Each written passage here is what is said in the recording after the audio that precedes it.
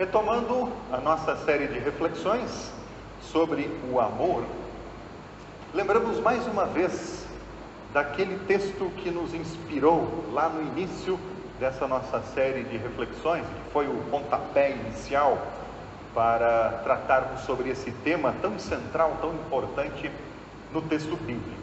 É o texto de 1 Coríntios, capítulo 13, verso de número 13, onde o apóstolo Paulo nos dá uma informação muito importante e muito valiosa. Ele diz assim: agora existem estas três coisas: a fé, a esperança e o amor. Porém, a maior delas é o amor.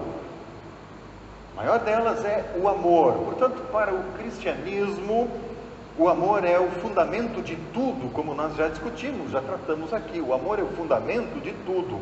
Ele é anterior à própria fé, anterior à própria esperança e permanece mesmo depois, quando a fé e a esperança já perderem a sua razão de ser, na eternidade, quando viveremos com Deus. E esse amor, também já vimos, é o que une o temporal e o eterno, o ser humano a Deus. Mas o amor, assim como a fé e assim como a esperança, não é para ser explicado, não é para ser entendido racionalmente. Pelo contrário, o amor, assim como a fé e a esperança, é para ser vivido, para ser compartilhado, para ser testemunhado. Assim, a vida que repousa em Deus, que tem amor, que recebeu dele o amor maior, que é o amor de Cristo, que perdoa sem nós merecermos, aquele que realmente compreendeu esse amor, que recebeu de Deus esse amor em Cristo, pode agora olhar para a sua própria vida, para a vida do seu próximo, para a sua vida em família e fazer uma nova leitura. Uma nova leitura. Ele é capacitado a ter, de fato, uma nova atitude, aonde o seu serviço, aonde o seu testemunho, aonde as suas atitudes, aonde aquilo que ele fala na ausência do próximo, ou na presença dele, ou então nas redes sociais, tudo isso é regido por uma única lei. Nós amamos porque Deus nos amou primeiro. Nessa nova atitude, o amor é aquele que une perfeitamente todas as coisas. E ao unir todas as coisas de forma perfeita, o amor edifica, faz crescer a fé, faz crescer a esperança e edifica também aquele que é o corpo de Cristo, a igreja. Quando o amor, vivido e praticado nesse meio, produz os seus bons frutos. Tudo isso a gente já viu nas reflexões anteriores, estou aqui apenas resumindo, mas cá entre nós, viver isso, viver o amor cristão, viver a fé cristã, ou então tornar-se cristão de fato e verdade, na perspectiva da lei do amor, não é tarefa fácil. Ou é? Não é uma tarefa fácil.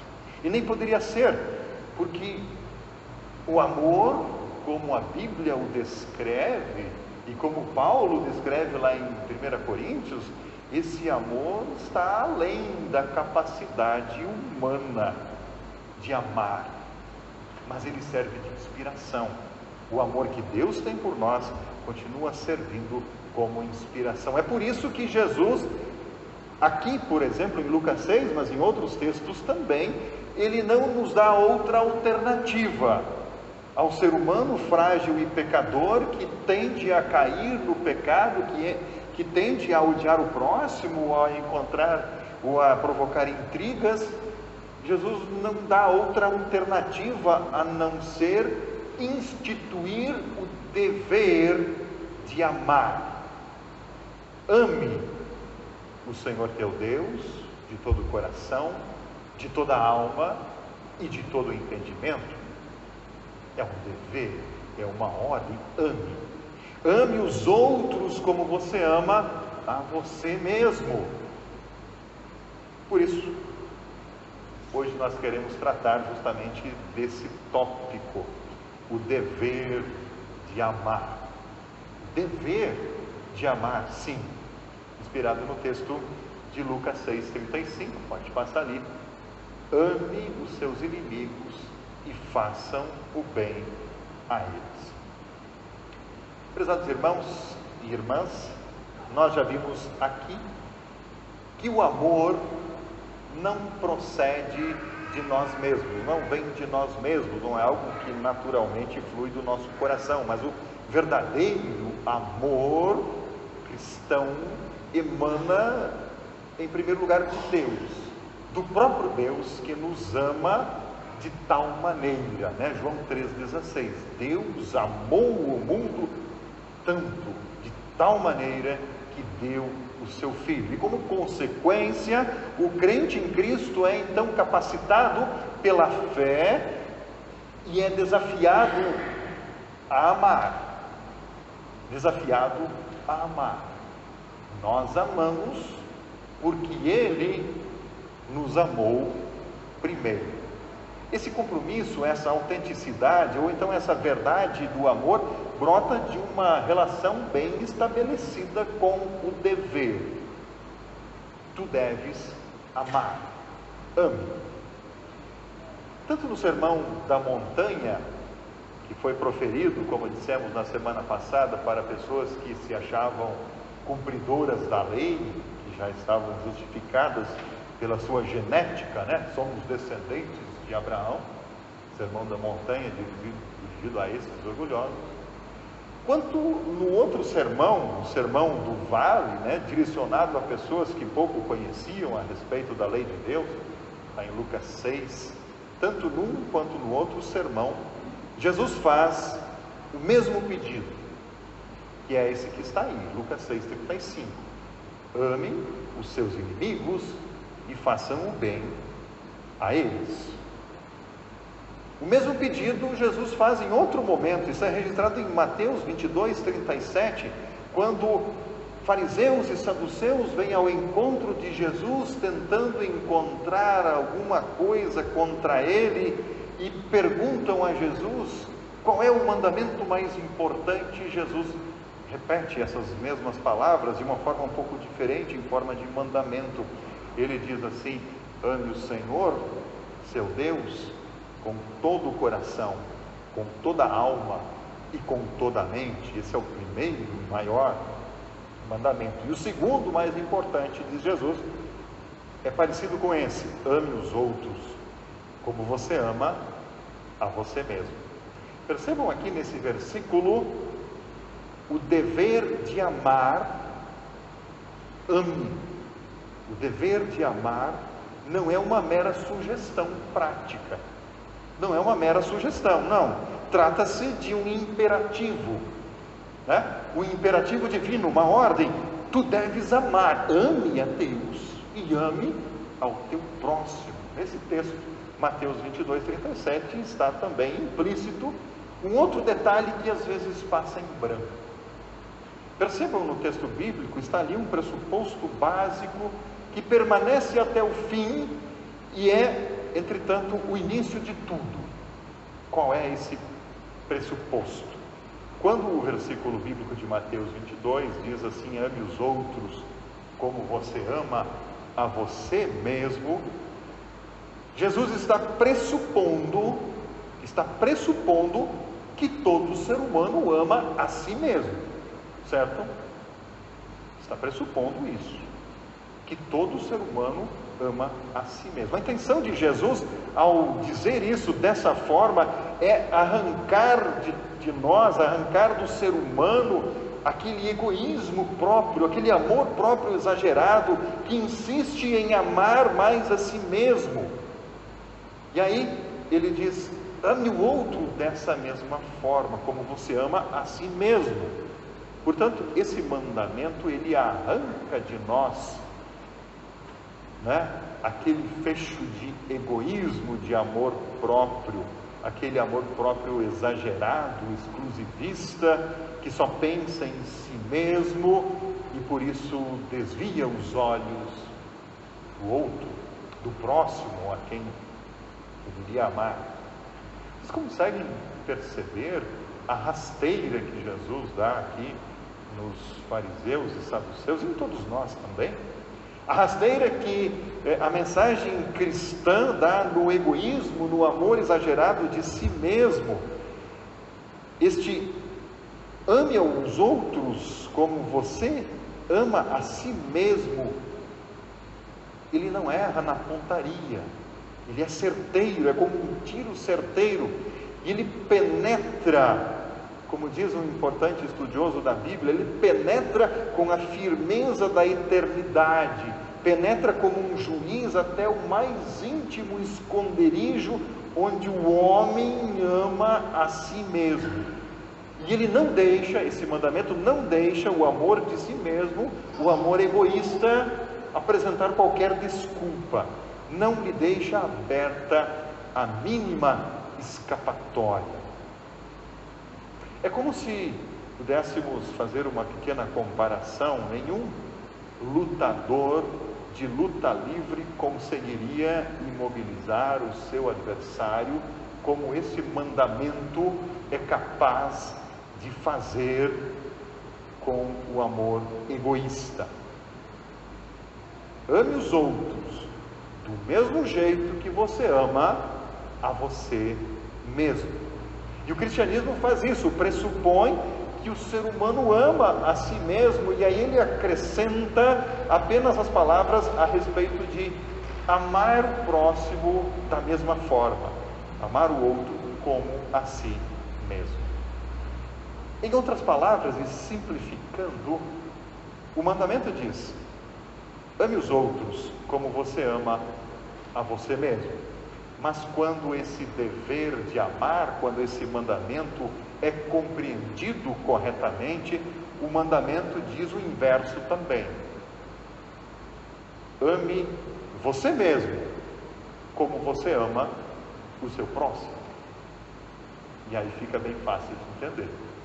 Ame você mesmo, assim como você ama o seu próximo. O indivíduo, o cristão, que foi transformado pelo amor que ele recebeu, que ele recebe de Cristo, esse amor que une perfeitamente todas as coisas, ele é capacitado a amar. Ele recebe esse imperativo do próprio Cristo: ame os outros, você deve amar.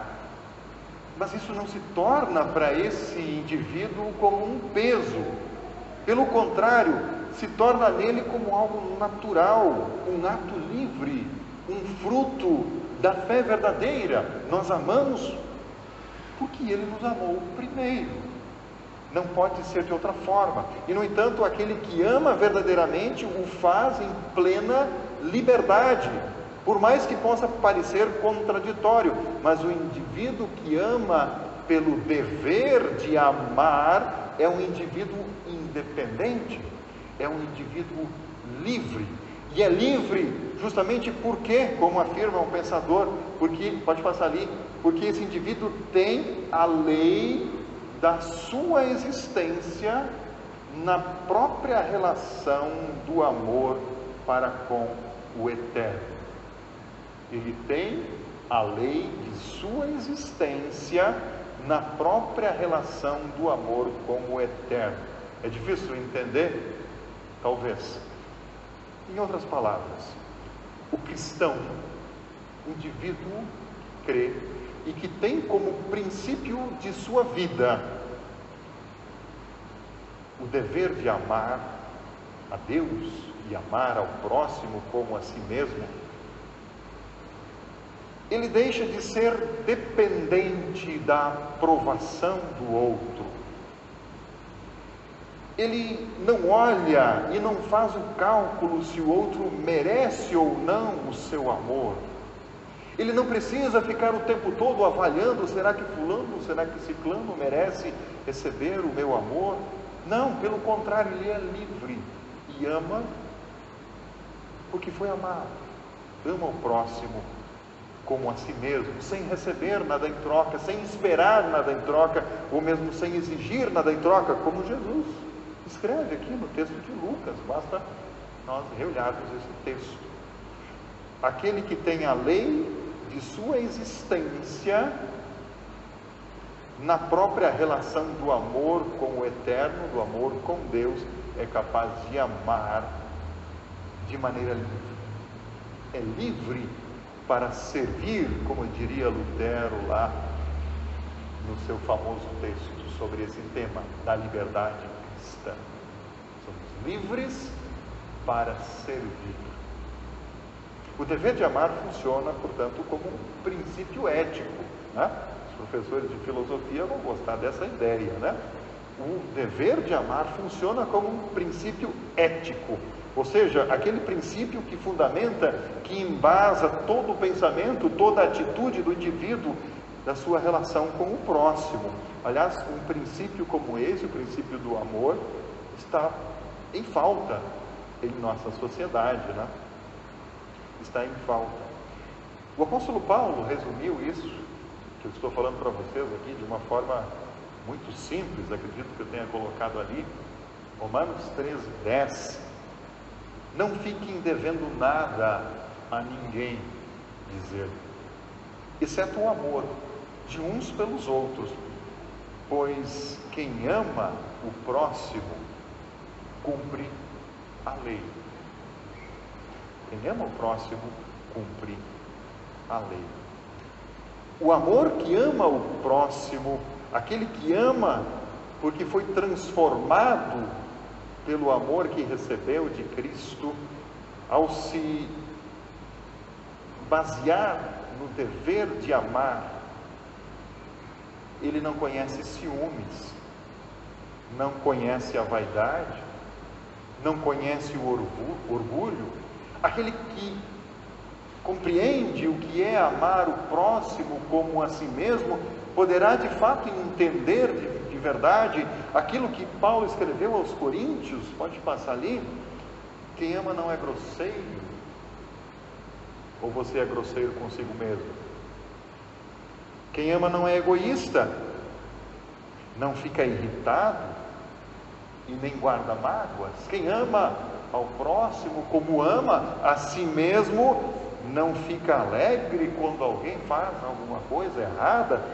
Pelo contrário, se alegra quando alguém faz aquilo que é certo. Quem ama não desiste, porém suporta tudo com fé, com esperança. Quem ama o outro como ama a si mesmo, o faz em paciência. Prezados irmãos e irmãs em Cristo, nenhum de nós vive sem ter recebido, em maior ou menor proporção, ninguém de nós vive sem ter recebido, sem ter sido beneficiado pelo amor de algum outro. Estou certo? Ninguém vive sem ter sido beneficiado de alguma forma com a autonegação, ou com o amor, ou com o esforço de alguém outro. Não podemos olhar para a nossa vida sem sermos, ou sem vermos, que cada um de nós também é chamado a ser uma pessoa da qual alguém outro tira a coragem para viver. Somos chamados a amar o próximo como a nós mesmos, e assim somos capacitados a encorajar o outro a viver de forma plena. Isso é possível se nós encararmos o amor como um dever,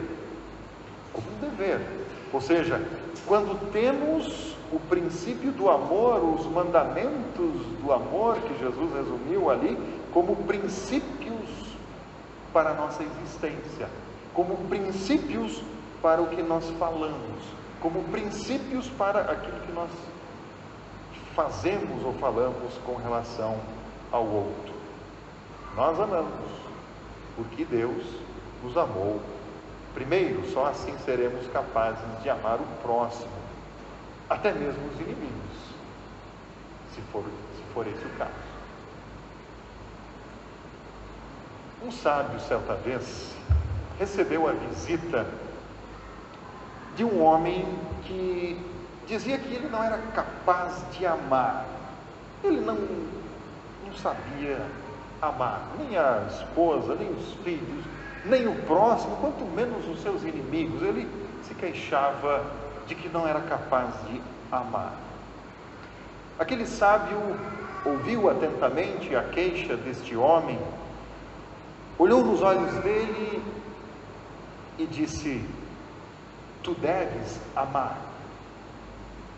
Tu deves amar. Mas eu já falei, disse o homem, eu nada sinto que possa ser chamado de amor.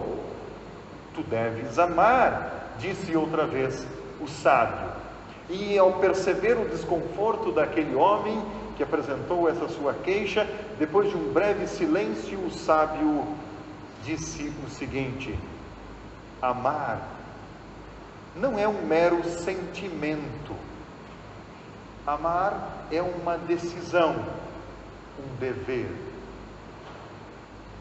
Amar, continuou o sábio, é dedicação, é entrega. Amar é agir. O amor é ação, é para ser vivido, para ser praticado, para ser exercitado e assim aprendido. O amor, continuou o sábio, dizendo, é a consequência de um exercício de jardinagem. Arranque o que faz mal, doa o que doer. Arranque aquilo que faz mal. Are a terra, semeie, seja paciente, regue e cuide. Mas se prepare, disse o sábio, pois haverá pragas, secas ou excesso de chuva, mas nem por isso abandone o seu jardim, o seu dever de amar. Ame os outros. E o sábio terminou dizendo, à medida desse amor, você aprendeu do Mestre Jesus. O Mestre Jesus disse, ame os outros assim como você ama a você mesmo, nem mais e nem menos. Aqui um pequeno parênteses: ame o seu próximo como a você mesmo, nem mais, porque mais do que a si mesmo só Deus, e nem menos, portanto o próximo está em pé de igualdade. E o mestre continua dizendo, faça isso e você irá perceber o quão livre você será, o quão livre será. Com o tempo você irá perceber que o seu amor não mais vai depender da dignidade do próximo, se ele é digno ou não de receber, você não dependerá de avaliar isso. Você ficará livre na tarefa de amar, será livre para amá-lo, porque o seu próprio coração foi transformado pelo amor que você mesmo recebeu sem merecer. O amor que nós recebemos sem merecer é aquele amor que Cristo demonstrou na cruz. É aquele amor sobre o qual o apóstolo Paulo fala no texto de Coríntios, que nós lemos agora há pouco. É o Deus que ama a tal ponto de dar o seu Filho por nós, para que todo aquele que nele crê não pereça, mas tenha a vida eterna. Nós amamos, porque Deus nos amou primeiro. Que assim seja. Amém.